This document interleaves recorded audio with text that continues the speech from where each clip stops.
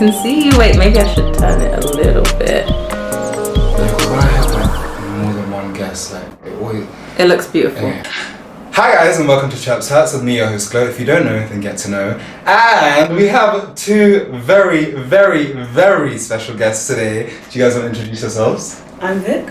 And I'm Jazz. And you are? Black Gals Livin. Girls living in the building.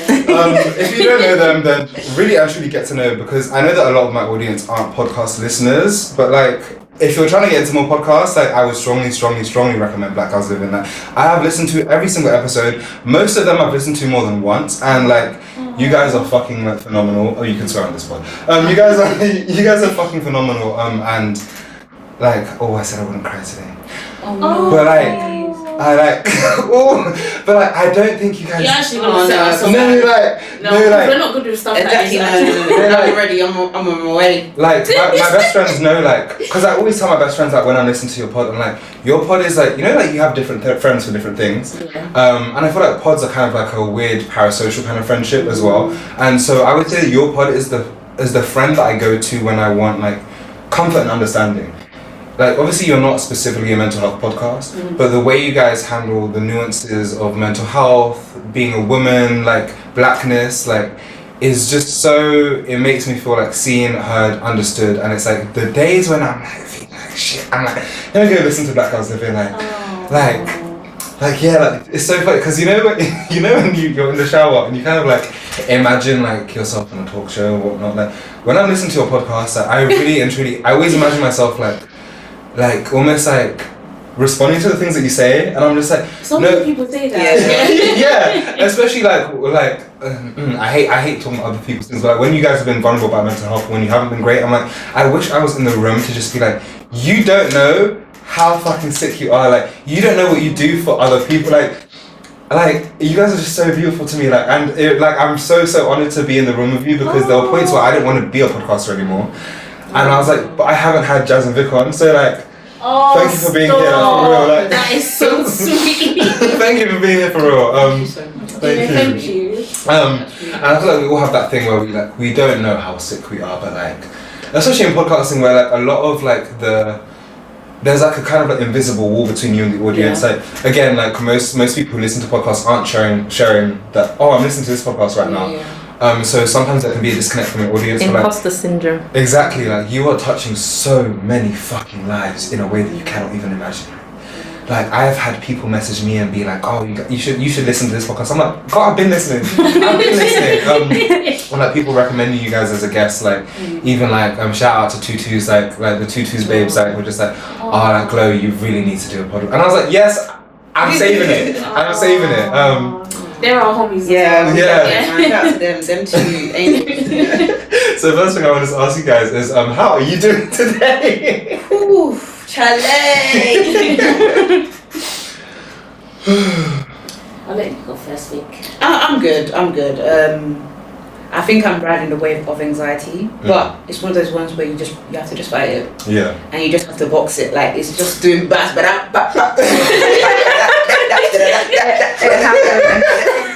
you just be masturbating with the anxiety, but it's like you just have to, because I just feel like to myself, like I said to Jazz earlier, I was like, I can't live like this. I can't live with anxiety, determining whether I leave the house or determining if I get on the train or not. It's like, I'm gonna have to do it. I'm doing it, and I'm here, and I'm, but I feel good being here, and I was really excited when you messaged us to do this, because you've supported us for so long, and also I've seen your content and I've seen you grow online, and I love what you. I love your tweets, by the way. Yeah. Thank you. You are unhinged, but in the best way.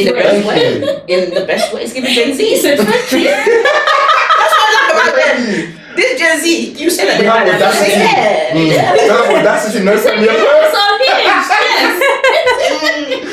No, thank you. That means a lot to me. What I was gonna say about anxiety is, I was telling someone the other day, like, I can be a bit strict with my friends. I mean, my producer for the day, Lola, she knows. But like, I tend to be like the blunt friend, or like I'm very curt. Like, But it's needed.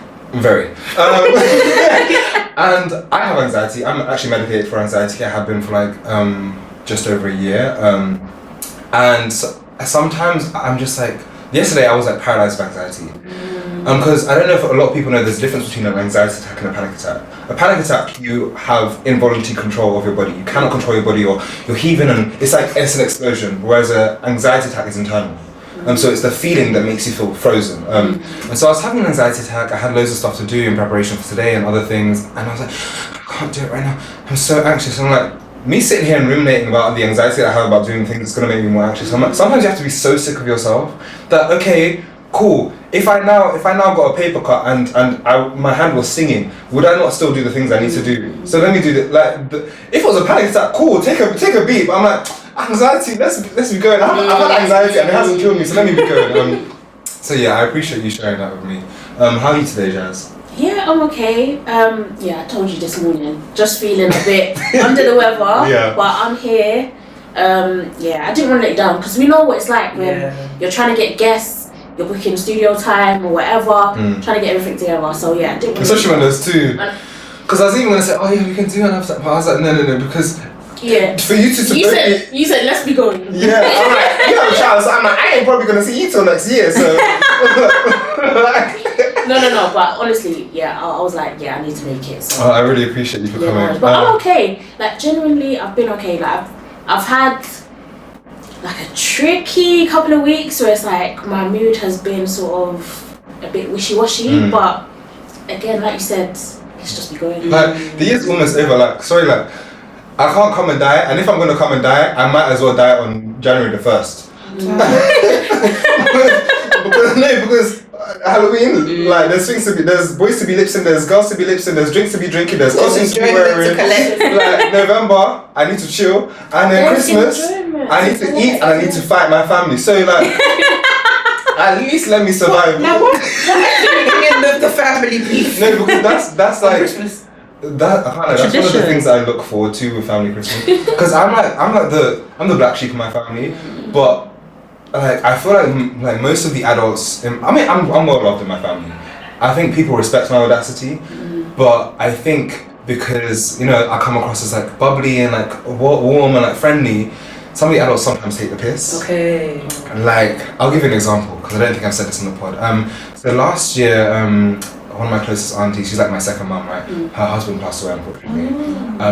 Out of the blue, very shocking. I'm someone who's had like a lot of grief trauma. Like first memory is a funeral. Yeah. So like I think I sometimes, again being autistic as well, my reaction to grief is sometimes a bit different. So by the time it got to like the actual funeral, you know Africans will have like the cute little white funeral like in the church with the coffin and everything. But then when we got to the reception, it was basically a whole party. And since I was a kid, like I've always been did I press record? The thing is, you actually did press it as well. I did. Because I was looking at the thing, I was like, why ain't that button red? Because I know I pressed it. Yeah, that's what you did press it. I don't. You guys have like been, in my opinion, pioneers in the Black British podcasting space. Pioneers. Oh no. Because like I always, when I tell people about my podcasting journey, I'm like, Receipts Podcast is the podcast that made me start. Respect. You guys are the podcast that made me continue. Oh wow. We said this before. Technical difficulty. Yeah, we had technical difficulty, so we're reiterating. But like like how you have different friends for different things. Like these guys are like the podcast that I go to when I'm on comfort. Like when I'm having a bad day, when I'm ill, when I'm a bit anxious, when I'm really finding it hard to motivate myself. Like I listen to their podcast. Like obviously you're not a mental health podcast, but you're so vulnerable and you really the way you discuss the nuances of mental health, womanhood, blackness. You may not realize it, but you come across so eloquent, and the way that you articulate these things is so astute.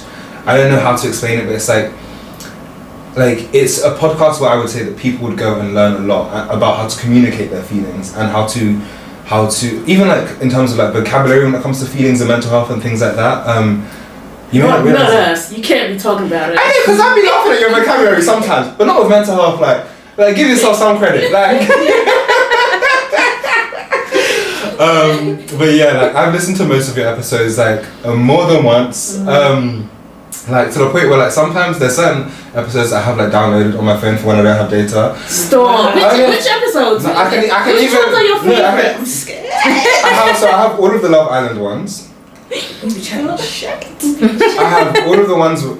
Even though you don't do separate Love Is Blind episodes, I don't watch Love Is Blind, but I have your Love Is Blind episode saved because I like hearing you guys. I've never watched it in my life, but I really like hearing you guys talk about it. That is so funny because you're not the only person that does that. Like some people are like, oh, I don't watch the show, but yes, people say that. Yeah, and probably never will. But I will. And it even worries me because I'm like, I hope we're saying the right thing about these characters before we watch people. No, you know, it's so funny when you mix up people's names and you realize 5 minutes later, but we know what you're talking about, child. Okay, I have about 40 episodes downloaded. From the top, it's Well, Sorry Rihanna. That's the one where you're bitching about Rihanna's perfume. That perfume is bad. Wait, is it in Boots? It's in Boots. Because I want to smell it. I want to smell it. Please. I'm going to smell it. I'll come back and... Good luck with that. It's that bad. Black Gals Livin Next Love Island. Why does Jessie back Joey's wrongs? Because I did an episode about Love Island after I watched that episode. Uma, why? Sean is diagnosing people as sweets. Critique versus negativity. One of my favourite ones was the one that you did with, I can't remember her name, but the lady who's like a specialist with like hair care. Oh, Ebony. Ebony. Oh, Ebony. Hey. She really patted, like, she was really giving us tip, like, she really patted my hair thing. So, I don't know shit about shit. Like. Ebony will drag you. She don't play. Because something that she said to me, she said, listen, all these products that are saying it will grow your hair, how come we don't all have long hair? That's what I'm saying. I said, oh. And you know black people, we've been holding on to inches. I'm like, a lot of us are even too scared to trim the end. So and why is my straw at the end? But we're still like, it's long. Long hair, very looking like people juice. I'm like, why is my hair not to my nyash on my toes? But do you know what episode of yours I most recently listened to is the episode that you guys did with Everybody Hates HR. Oh yeah. Because on Friday, on Wednesday actually, I got rejected from a job that I really thought I had in the bag, and I really that job would have completely changed the trajectory of my life. I mean, HR, I know that it wasn't for me if I didn't get it, but like it was so close to my house. Everything made sense. It would have helped me like develop certain skills. The money was good. Like it would have even like helped me like structure myself routine wise. And let me not even. Sorry, I'll actually get upset about this job. But so I was just like, and the feedback that they gave me, which really pissed me off. I've never had bad feedback about an interview. That was just like, your interview is perfect. We just feel like either it's like, oh, we feel like you're too good for us, and you may be more geared towards something else. I'm like, I want the job. Do you know what that I want is? to be here. Do you know what that is? Yeah. Sometimes I see it as like protection. So like sometimes I see it as like, because that kind of feedback is pants. You've seen my application, you've interviewed me, clearly you think I can do the job. Yeah. Just even tell me that, just don't give me any feedback and just be like, someone else is more suited. That's absolutely fine. But I see that as protection. Because that shows you that they're a bit of a coward. Because they're trying to like moisture you and be like, oh yeah, you were so good. That doesn't make any sense. So just see it as protection and see it as like, if you can get to that interview, that shows you that you can get another one. You can get 5, you can get 10 that are similar. And like, don't let it knock your confidence. Let it show you that actually I was that close. So just let it continue to motivate you that actually I can be in those rooms. You're destined for it, and you might even get one that's more pay. It's true. And you don't know who are evil that's there. There might be evil people who said that. And God says, no, It's true. not my bill. One thing about me, I don't respect authority at all. Like that's not a thing that I do. Like my last two, like, because I've worked at 2 modelling agencies. This is so Gen Z code. Yeah, it is so Gen Z. That's what I rate about you, Lord. I rate it about Do you know how I got my 2 modelling agency jobs? So I was an agent at 2 agencies, 2 separate jobs, and you know when they ask you like, if you were to describe yourself in 3 words, they asked that at both the jobs, and I said, I don't need 3 words, I only need 2. Professional flirt. Gen Z. Yeah, that's very Gen Z. And from that moment, they were enamored of me. That's it. Yeah. The interview slots were meant to be like 20 minutes. We spoke for over an hour. Like, they were so fascinated. Like, even when I was on the job, like, I was like telling them about certain. Like, I'm like, within the first week, I'm like, firstly, this ain't cute. Your website's shit. It looks dusty. We need to fix that. I can fix it if you want, but like, we need to fix that. That was the first one, not the second one. The second one, love you, Stephen. First one, go back yourself. But yeah, very much like very anti-authority. So before the fucking microphone decided to cut out, I was saying that one of my uncles passed away last. Oh, I'm so Gen Z. One of my uncles passed away. The fact that I'm even saying this and I can't have a straight face is so Gen Z. So like, this nigga died or whatever. Like, he decided to have a heart attack. Like, but like. You're too sweet. No, it was very, very sad. It was very, very sad, like, rip to that nigga. But no, so one of my beloved uncles passed away, and yes, very traumatic, blah blah blah blah blah. But when we were at the funeral, when we were at the actual like, is it the reception that's the whole party bit? Oh, is it the wake? Wake. Yes, the wake. Yeah, when we were at the wake, so I don't know these things, and I've been going to funerals every year of my life, but I'm just there for the food. No, but a lot of people are. Yeah, I don't know. And the drinks. That's what I'm saying. Like, I'll be drinking.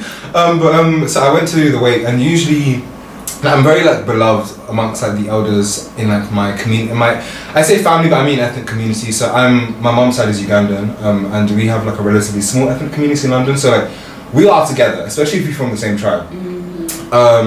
And one of the things that I'm known for is like I'm helpful.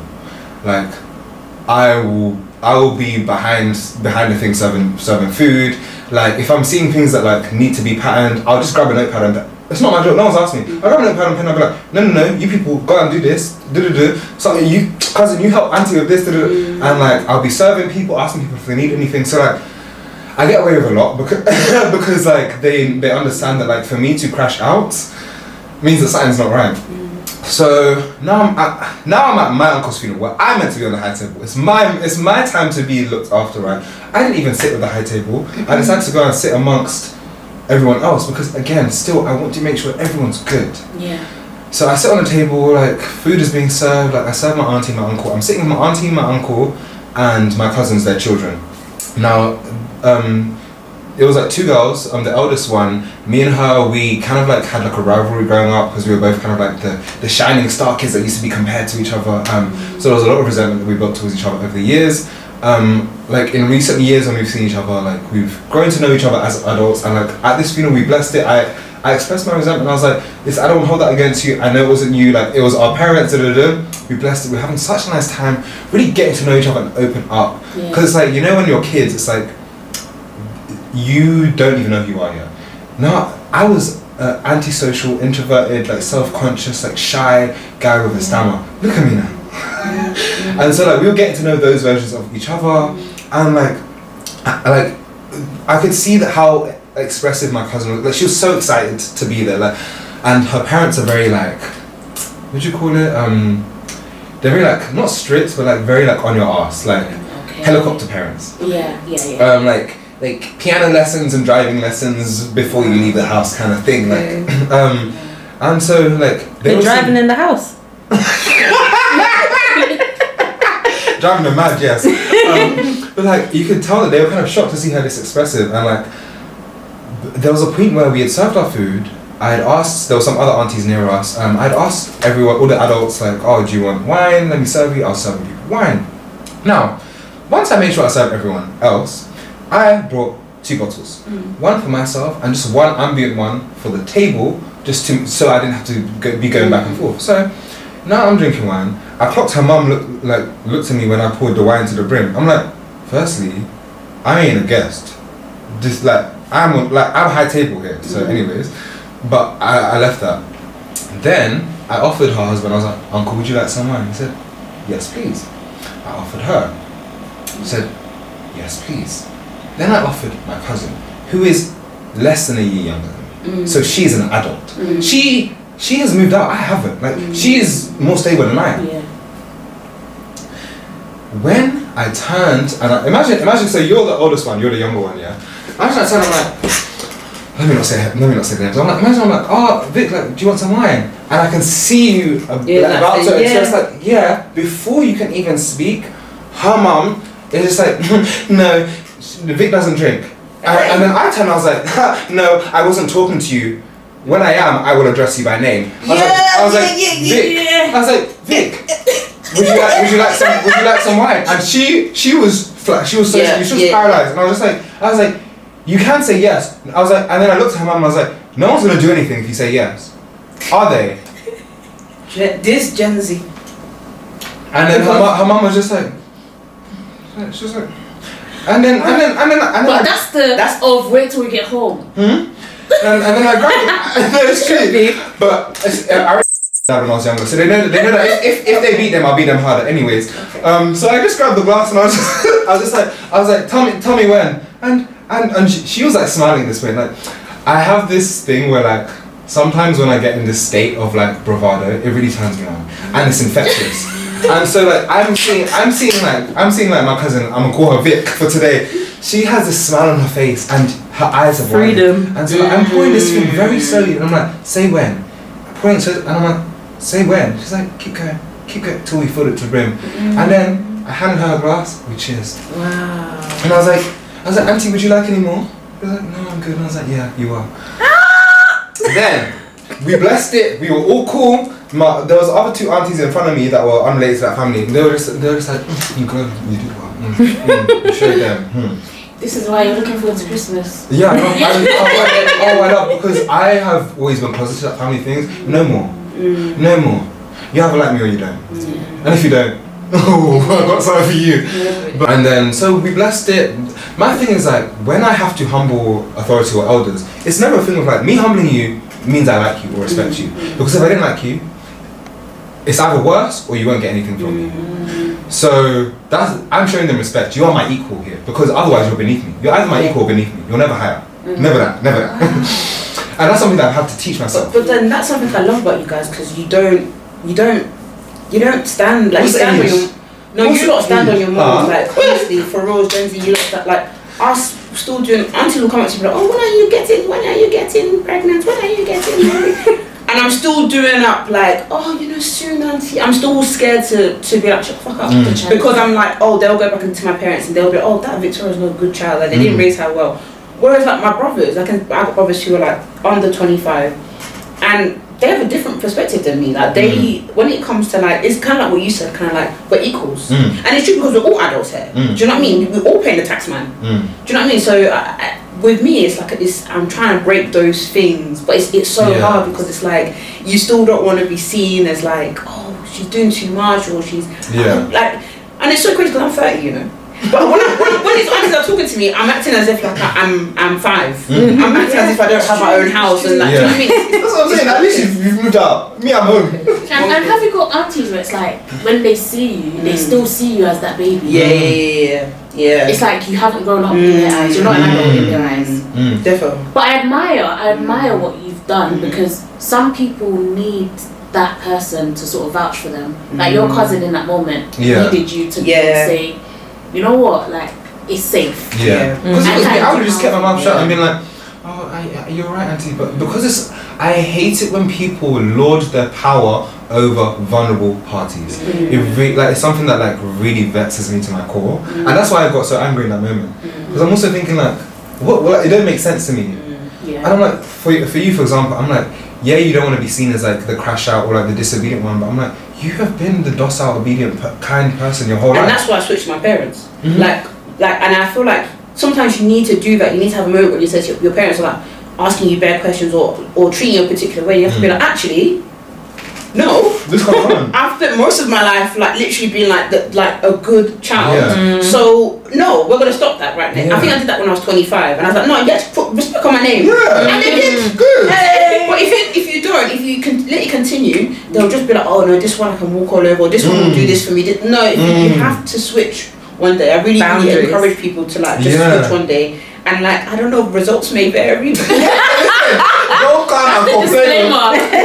Disclaimer for real. But when I meet younger people or like people my age, I'm like, especially Africans, I always tell them, no, wait for your moment. You need to show them that you're mad one time. Only takes one. Only takes one. And the thing is, they'll keep trying you because they want to retest if your boundaries have weakened since then. But you just need to show them once. Yeah, just once. So that next time you'll even have more confidence to advocate for yourself. The time I switched, my dad apologized. No, yes, somebody that has probably never apologized in his life. This is new. Probably even have to Google what to say. Probably called past and said, I'm sure he called several people. Yeah. He called several people that day. Yes. The points. Yes. But what do you think? Why do you think with you guys? Like, even I saw an article that said Gen Z don't apply for jobs if the salary is not on the listing. Oh yeah, I don't. On the advert. But me, do you know what's mad? Yeah, I will apply for a job that is like maybe half of what I'm earning. I'm like, maybe I can manage.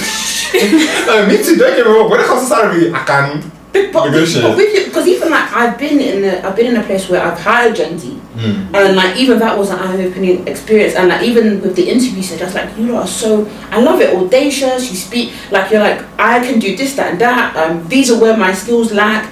You're very, I don't know, just very Matter of fact. Yeah, matter of fact. I love it, and I feel like with us, we're very much like, how can we fit the mold? How can we like, I don't know, it's just so different. Why do you, and do you know what's even interesting? Before when we were sitting outside, you were talking about climate change, and I've always wondered like, how come you guys care about it so much? And like, I think it's because you've been exposed to it in a different, you know how we kind of grew up with like phones and like internet. I feel like you guys have been exposed to like different things. But yeah, sorry, just talk about like why are you guys so audacious?